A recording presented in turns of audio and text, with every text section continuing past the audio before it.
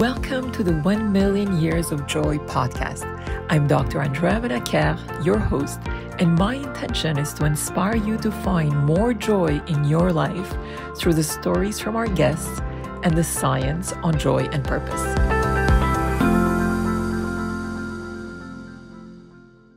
Welcome, Salim. It's such a pleasure to have you with us today. Great to be here. Salim, you have been building disruptive digital companies as an entrepreneur for over 20 years. You're also the founder of OpenExO, the author of Exponential Organization that I absolutely love, a board member of X Prize, and the founding executive of Singularity University.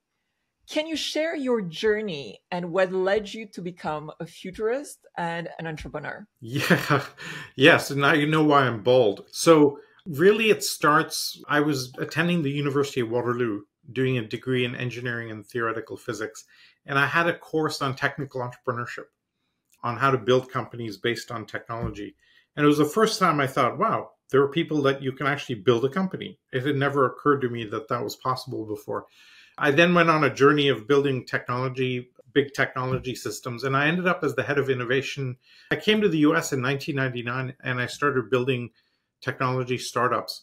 And I built one that was very profitable. And then the second one was the predecessor to Twitter. But unfortunately, we were 2 years too early. And it turns out it's bad to be early in the tech space. It's better to be late. And so the company failed, but it got me well known. And I ended up in Silicon Valley as the head of innovation at Yahoo, running their incubator. And there I came across a fascinating problem that's been bugging me for 15 years now, which is when you try anything disruptive in a legacy company or a legacy environment, the immune system attacks you, right? Because all our organizations are built to resist change. And what struck me was, I've seen this problem at banks or telcos, but Yahoo is less than 10 years old and it was a Silicon Valley company. Why should it have this problem? And I'd set up a relationship between Yahoo and NASA to do some interesting projects together. And the NASA people one day invited me to the founding conference of Singularity University. So complete, every success in my life has been from a complete injection of pure luck. I happened to be at the right place, right time. Literally, I asked a lot of questions at that founding conference, and 2 weeks later, Peter asked me to run it. And I remember getting off the phone. My wife said, "How was the phone call?" And I said, "I think I'm a dean. I don't know how that happened."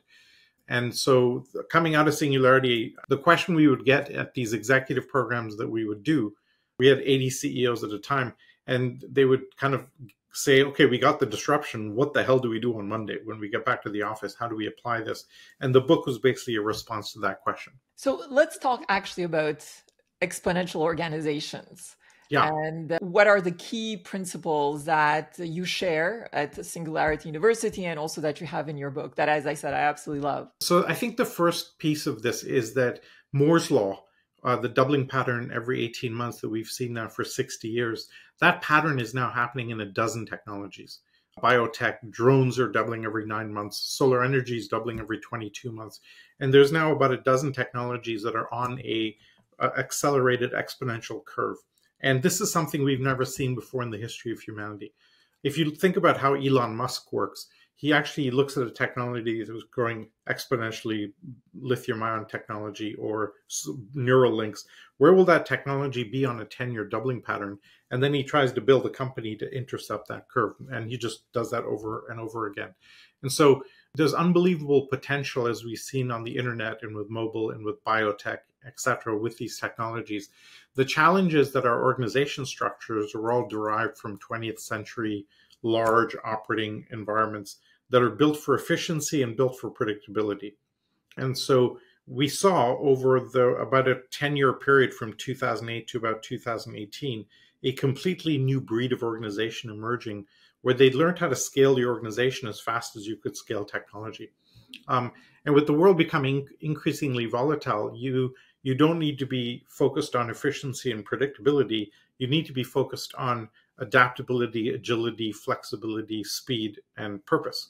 And so we looked at 200 of the fastest growing unicorns in the world and said, how are they scaling so fast? How is Uber scaling by not hiring its own drivers, or Airbnb by tapping into other people's bedrooms, or TED uses its community to create TEDx events around the world to pull itself into a global brand. And we found companies that were scaling at a speed that we've never seen before. So essentially we documented that and teased out a model. And that's essentially what the EXO model is. Primary amongst them, we found that every one of these EXOs, as we call them, had what we call a massive transformative purpose, or an MTP. And that was the one unique attribute across all of them. And let's talk about that more. And your massive transformative purpose. You shared that in the past, and it's about transforming civilization. Sure. So, the MTP is kind of like the fundamental problem that you want to be solving and you want to spend your time solving. What gets you up at 6 a.m. in the morning that you can't not think about or attack? If you had $1 billion, where would you spend it? What problem would you spend? What problem would you put your chips on to solve? And for me, I come from a diplomatic family in India, and I've had a very weird exposure I've lived in 8 countries for more than a year each. And I find myself at the forefront of both technological developments like these exponential technologies, but also organizational thinking and how do we think about solving for the future organizationally. And it was Tony Robbins that said to me, there's a bunch of people that know that the world is changing. And he said, I call that the TED crowd. And he said there's a subset of that group that knows how broad and how deep that transformation is, which is kind of like the Singularity University crowd. And then he said, I would put on the fingers of one hand the people that actually know what to do about it. And he said, you'd be one of those people, so don't stop. And I was like, damn, talk about being called out. So I took a step back and thought about it. And I'm one of the few people that can think about things at a systemic level. And I thought about this civilization thing. So I did a workshop in Toronto around this. And my father, who's 90 years old, was at that workshop. So somebody said, hey, I did a TEDx talk on this topic called Fixing Civilization. So somebody in the workshop said, really loved your TED talk.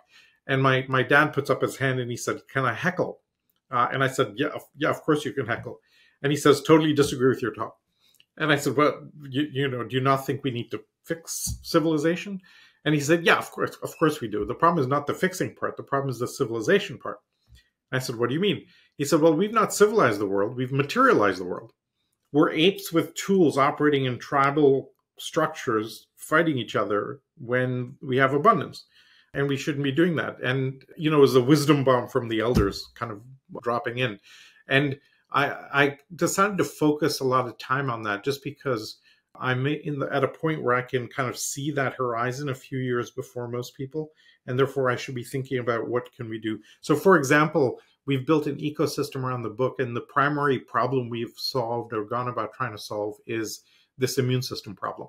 Because I figured if you don't solve that immune system problem or the cultural resistance to new ideas, especially breakthrough new ideas, then it doesn't matter what the breakthroughs are. We're stuck in a Luddite revolt, right? And so I've been spending my time doing that. And we built a whole ecosystem around solving that. Let's talk more about that. Can you share more details around that journey? So it actually started, I met the global CIO of Procter & Gamble. And she said, hey, your book is required reading inside the company. Can we work with you? And we'd noticed that when we met a big company CEO, Caterpillar, Dow Chemical, Unilever, Credit Suisse, you name it, when we first exposed them to disruptive technologies, it took them about 3 years to actually do anything about it. And that 3 years, the opportunity cost is like infinite, right?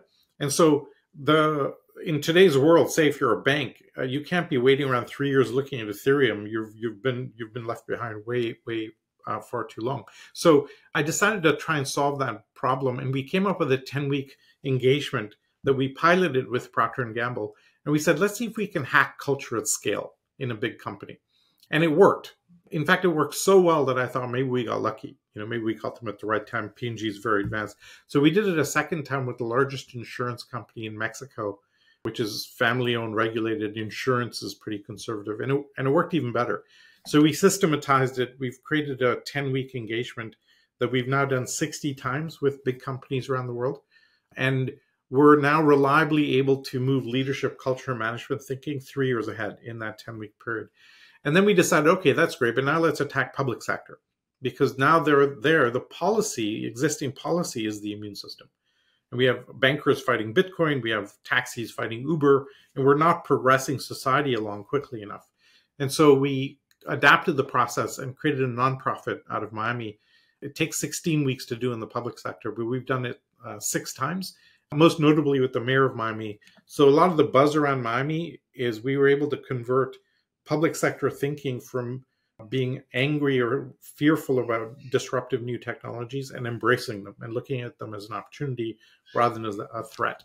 And so that was a big milestone, because now we know if we have a public sector problem that we can apply this process and transform it. When you're talking about cultural transformation, and some statistics indicate that many transformations fail. 75%. This is why they fail, because of this immune system problem, right? So you're running things on paper and pencil. You bring in a new computer system, and everybody using paper and pencil goes, "Oh, I don't know what the hell that is. I don't know how to use it," and just refuses to use it, and then the whole thing gets stuck. And we're seeing that type of a problem across the board. For example, if you bring in Uber, the resistance from the taxi systems, the legacy cities, local governments saying we don't know how to regulate the licensing of this, and the whole thing takes way longer than it should to get approved or get adopted. Whereas and this is the challenge. Injects what creates a systemic change, and we are not good at systemic changes. Human beings are terrible at systemic changes. So let's talk about that, because at the end of the day, any cultural transformation requires human transformation, right? It does. In other words, it's at the individual level that we need to change and evolve. And evolving is not just within the organization itself. It's also about how do we evolve as a human being in society, and how do we actually even transform societies at large.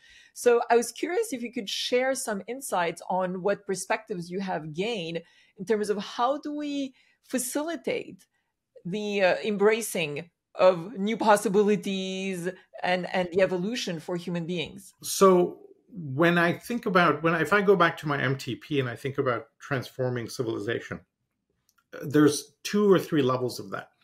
One level is the individual, the next level is a group, and then the next level is the broader system of it, right?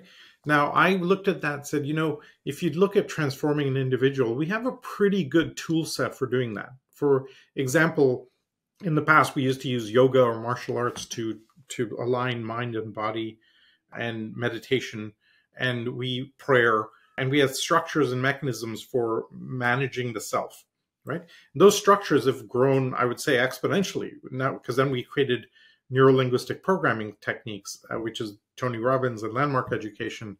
Then we created CBT, or cognitive behavior therapies, right? And now we have psychedelics and microdosing, and we have a rich spectrum. And you have people like Stephen Kotler doing amazing work around researching flow states and how you operate consistently in a extreme high performance state. And so we've kind of, I think, mostly cracked the code on individual transformation and high performance, psychedelics being the obvious one. What we've done a very bad job at is updating our group structures. You take the Republican Party in the US, it's systemically unable to do the right thing. Right? They're just stuck in this downward spiral, and you get groupthink structures. You get group behavior, like the Jews operating in one way and the Muslims operating in another way.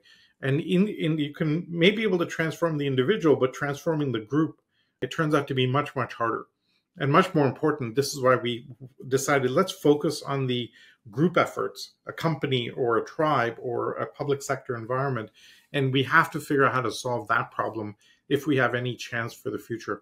I think we're pretty happy with where we are right now. We've solved those. So we have a community now of 35,000 change agents and transformation agents around the world. And we basically give them these tools and say, go use them where you see the most applicability. When you're talking about exponential evolution, and I think about the younger generation, particularly the kids that are currently in high school, getting ready for college, what suggestions would you have for them in order to embrace this exponential thinking? That's a great question, and it's a really, really important one. And we have I've been thinking about the educational side for 15 years since we created Singularity University. And I watched The model of a university had not changed in 450 years before he created SU, right? And then when we found that when we were trying to talk to other universities and saying, could you adopt this model? They were like, no, we can't do that, because it turns out academia is one of the worst immune systems in the world. God help you if you try and update academia. But when we went downwards in age, down to the younger kids, we found that there's a massive shift happening, which is that in the past 200-300 years, we have operated education on what I would call a supply side focus. So you learn a skill, you become an accountant, an engineer, a doctor, a lawyer, or a software engineer, whatever. And then you go to the job market and you try and sell those skills, right? And you get a great question a lot, which is, what skills do I need in the next 10 years to have a job, right? And basically all our education systems are job schooling programs designed to take a young child, train them through the job market, through the early 20s to be ready for the job market, right? Small problem. We have no idea what a job looks like in 5 years, right? So what are we teaching them? And so that's a structural issue. And what's happening is we're finding more and more people moving to the demand side and saying, what problem do I want to solve? And this is where the MTP comes in, right? When you declare an MTP, let's say it's curing cancer, you're starting from the problem side, you're starting from the demand side, saying what problem needs to be fixed, and then you can go find the technologies, techniques, capabilities to solve that problem. And so when I talk to parents about with young kids, whatever, and they say, what should we do with our kids? I say, get them excited about a problem, and then go find the technologies and capabilities that will solve that problem, because that's a much easier place. It keeps them excited. It taps into their passion. They can formulate their own MTPs. In the future, I think we'll be hiring people based on alignment between the company MTP and the individual's MTP, right? Because if you don't have alignment there, then why bother? And so I think that's the big shift I see happening in education, from education systems that are push-based, where we get kids into a classroom and you're trying to cram algebra into them, right? Into a pull-based system where you say, what problem do you want to solve? And then go find the education you need to solve that problem. That's a big systemic shift, but I think that's what's happening. And you've often mentioned that once you actually identify the problem that you aspire to find a solution for, that we need to make sure that the incremental improvement of what you're bringing forward in that product or service offering is actually 10 times better, not just 10% better. Can you just talk a little bit more about that and the importance it actually has? Yeah, this is a really important problem, and really important, I think, for Canadian entrepreneurs. And I'll explain why. If Elon Musk had created the Tesla and it was 10% better than a Prius, the entire world would have ignored it, right? Unreliable new company, new startup. The product is 10% better. I'm way better sticking with the status quo. When it's 10 times better, you can't ignore it, right? So you need a radical breakthrough in new ideas and new startups to overcome the market inertia and the market forces. So, for example, with the Tesla, a typical combustion engine car has about 2,000 moving parts in the drivetrain. A Tesla has 17 moving parts, right? So it's like, in terms of design, maintenance, reliability, it's like streets ahead. So it makes it, you can't ignore it if you think about it that way. So we recommend when people are building EXOs that the product or service is at least 10 times better than the status quo. And then you have a really good shot at success. Another point that you actually mention is having the long-term view time frame in mind. In other words, it's really important to think about being committed to that idea for 10 years plus. And I was curious to get your views on the reality that some companies have taken over 10 years to actually become profitable. If I just take the example of Uber, it took them 14 years to actually become profitable. So share with us your views on maintaining that long-term view and also managing the stresses that relate to becoming profitable. If I had the right answer for that, I'd be a multi-billionaire. This is the hard part, because you take on a completely new idea, like say Uber, right? And you have an arbitrarily long flat part of the curve before it takes off, right? The Airbnb guys are famous for this because they were trying to do sharing of houses and sharing of rooms. Because originally it was Airbnb, meaning air mattresses in apartments they were trying to lay down. It takes a very long time to figure out how to get adoption of, especially when there's a systemic change involved, right? Because you're not building a better gas-powered engine, you're building a whole electric vehicle. You have to have charging infrastructure. You have to have a whole bunch of associated systemic needs with that new innovation, like Bitcoin, for example. And that takes a long time to lay down. And so you have to figure out a ratcheted path that allows you to scaffold yourself up from level 1 to level 2 to level 3 to eventually getting product market fit. And that typically takes about 10 years to get full maturity. The idea that you can, for example, take LLMs and ChatGPT, right? Seems like an overnight success, but deep learning reached its full limits around 2013 to 2015. And I remember talking to Jeffrey Hinton from the University of Toronto about the future of deep learning. And this was 2017. And he said, we need another breakthrough and we've reached the limits. And it was literally a few months later that the transformation paper from Google launched that resulted in LLMs and ChatGPT. And then we see the fruition. So that arc has actually taken 10 years. People only see the last part of it, right? Because they only see when it finally takes off, but they forget there's a very, very long period of time. And this is the big challenge. There are two things that are very unique in technology today that make it the best time ever to be an entrepreneur. The first is we have a dozen technologies that are exploding 10x every couple of years. And the intersections of those are launching new products and services radically. So you take the intersection of computation, which is growing, and cryptography, which is growing, you intersect them and boom, you have blockchain and Bitcoin, right? So that's one thing that's magical. We have this many technologies. This is something we've never seen before, by the way, this many technologies moving accelerated in an accelerated way all at the same time. The second thing that's even more powerful is that throughout human history, it's always been true that advanced technologies cost a lot. And only a government lab or a big corporate lab could do R&D, launch new products and services, etc. Today, for the first time in human history, advanced technologies are very cheap. Sensors are cheap, solar energy is cheap, the blockchain is open source and free, right? So it means that somebody like Vitalik Buterin, right, middle class 18-year-old out of Toronto, ignores his professors, gets together with a few friends, and boom, you have Ethereum, which is now a $400 billion ecosystem, right? And I challenge you to find any banker that has any kind of an explanation of how an 18-year-old with no permission, money, experience, expertise, or funding can get, or ecosystem, can create a $400 billion ecosystem from nothing, right? They can't, just their minds break. They get hives.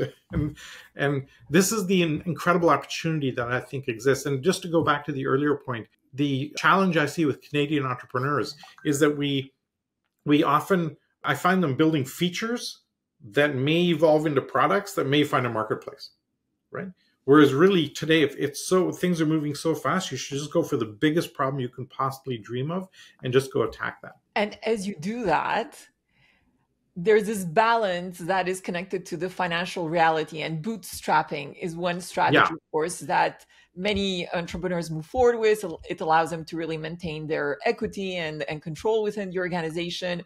At what point in time, given the lengths, as we said earlier, it takes to actually become profitable, at what point would you recommend that someone seeks to bring in investors? Well, I think once you, today, it used to be that you'd put up, I'll use the Silicon Valley example, you'd throw up an idea on a few slides and you could get funding for that. And then once you got product market fit, which means customers are excited about your product and paying for it, right? Those two have to be true. Then you can get more funding and then eventually you go public. Today, you can actually go from zero to product market fit with very little funding or almost no funding. Once you have product market fit and you can say to an investor, look, I'm growing. For example, in our ecosystem, we moved to a subscription model earlier this year. We've been growing at 100% a month on average for the whole year, right? So when you see that kind of growth, it's easy to go to an investor and say, listen, do you want to invest? Because look at the growth, etc. And you have things like Kickstarter, right? So Kickstarter is great from a crowdfunding point of view, but it's more important because for the first time in the history of business, I can get market validation for a product before even building it. That's just unbelievable, right? So I can conceive of an idea and throw it up, see if it gets traction, and then go about building it. So you take all the guesswork out of the situation. If you're building a systemic change product, which is the Ubers and the Teslas and the Airbnbs, that's when you have to figure out how you're going to scale. You either have to find very patient early investors that are willing to fund you for a long period of time, or you have to have a completely crazy founder like a Elon Musk or Jeff Bezos, for example. Jeff, I think, is a great example, right? For years, Amazon was losing money, and he told the market, we will be losing money until we get all of our infrastructure and the systemic building blocks laid down. And then boom, now it's like making a ton of money. And it took a very courageous investor to put that kind of money down. And you have to be even crazier as an entrepreneur to kind of go for that type of bet. But that's what it takes today to make a systemic change. The good news is the opportunity has never been greater either, because every market and every industry is going through a massive systemic change. And it's because of the low cost. Young people today can do permissionless disruptive innovation. Right? Vitalik didn't ask anybody for permission to go build Ethereum. He just did it. Same with Bitcoin. And every bank in the world can't stand it. They hate it beyond belief. And yet it's succeeding. And so this is the opportunity, I think, for every young person in the world today. And when we're talking about entrepreneurship, we're also seeing a large number of individuals that are experiencing mental health issues. Oh my God, yeah. Tony Hsieh from Zappos was a friend of mine and then basically committed suicide. You see a larger, because it's, when you bend a piece of wood, the cracks appear, right?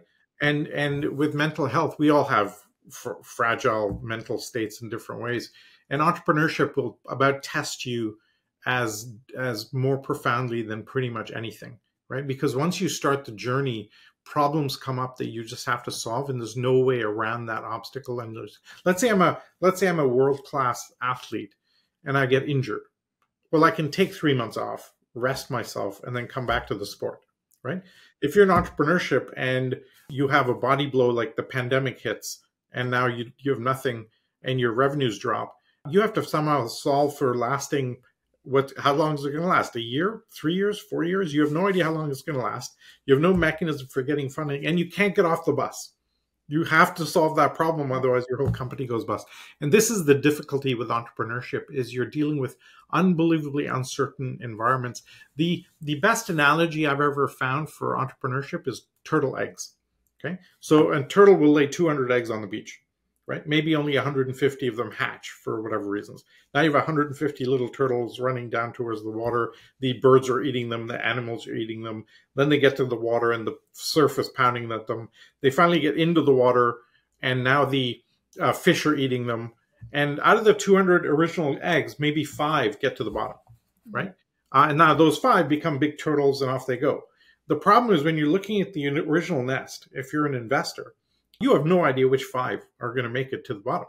It doesn't matter how good you are, how smart you are. There's too many chaotic conditions along the way.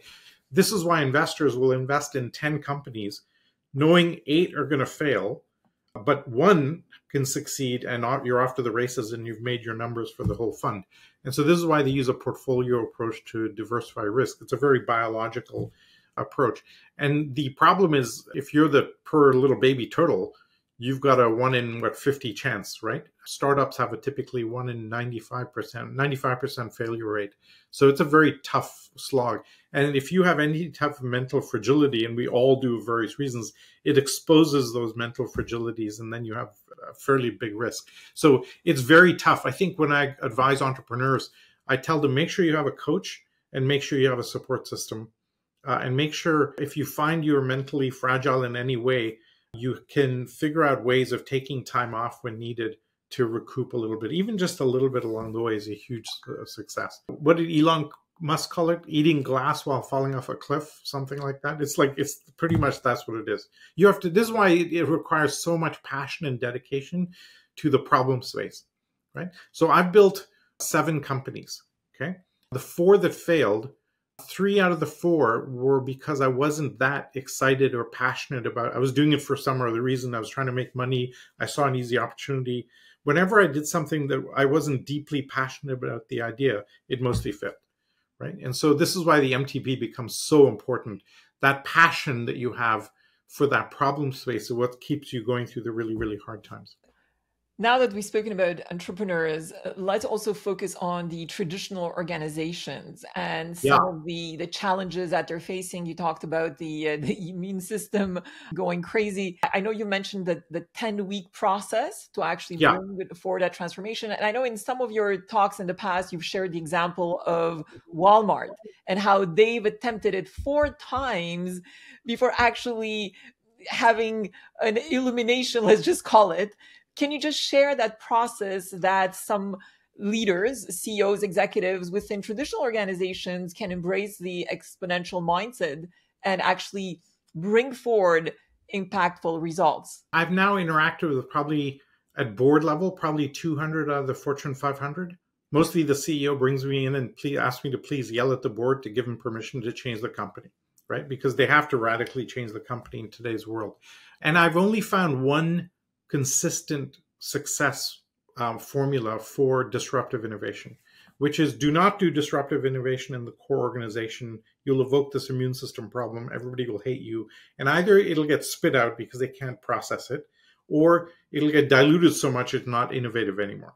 Okay. And I'll give you the negative case study of Marriott hotels. So Marriott is worth about $50 billion today. If Marriott had launched TripAdvisor, Airbnb, Booking.com, it would be worth $250 billion. It would be worth 5 times more than it is today. And the reason I use that example is all of those ideas were sitting inside Marriott, but the immune system would not let them out. Right? So for fear of disrupting the status quo, they're leaving a massive amount of value on the table. So now, then you've got a couple of accidental success stories, which is Nestle for about 3 or 4 years tried to run Nespresso as a line of business. Completely failed because it doesn't fit neatly in the food processing giant. It's a different brand, different delivery, different supply chain, everything. Finally, they set it up as a separate entity with a brick wall away from the core organization, and boom, every hotel room in the world has an espresso machine now, right? And so the only way to do disruptive innovation is take a very disruptive technology or idea, put it at the edge of the company, and go into an adjacent space. So this is what's happening with Facebook buying WhatsApp and pointing it over there, global communication, or Instagram, etc., or buying Oculus, right? Going to a totally different space. The second part is you have to run an immune system process on the mothership to stop it from attacking that new thing. Those two heuristics are the only way we've seen it change. And the Walmart story is a good one because Walmart realized in about 2007 or something that they had to compete with Amazon, that this e-commerce thing was not a fad. So they set up a team in Bentonville, their headquarters, and said, okay, we have the best distribution logistics in the world. Let's go beat Amazon. Within 18 months, the immune systems killed it because everybody's inside was saying we should be optimizing for our own stores.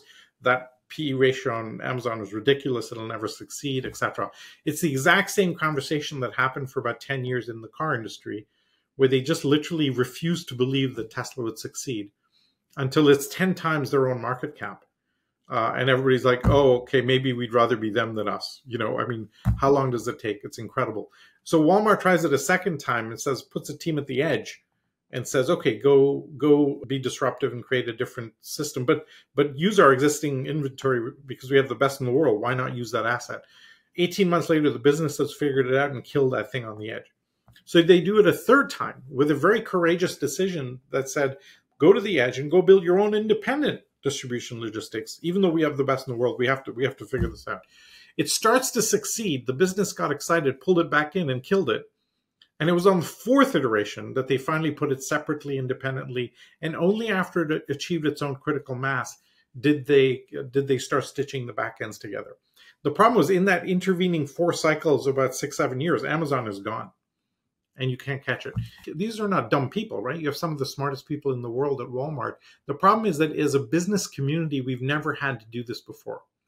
And so there's still no MBA program in the world that can teach you how to build Uber, right? So this is a completely unique point in time requiring a systemic change for business. And this is why we think exponential organizations are what's going to determine the future. So when we advise companies, we say, reshape yourself to be able to spin these things off the edge. Build EXOs off the edge that are purpose-driven, scalable, agile, adaptable companies.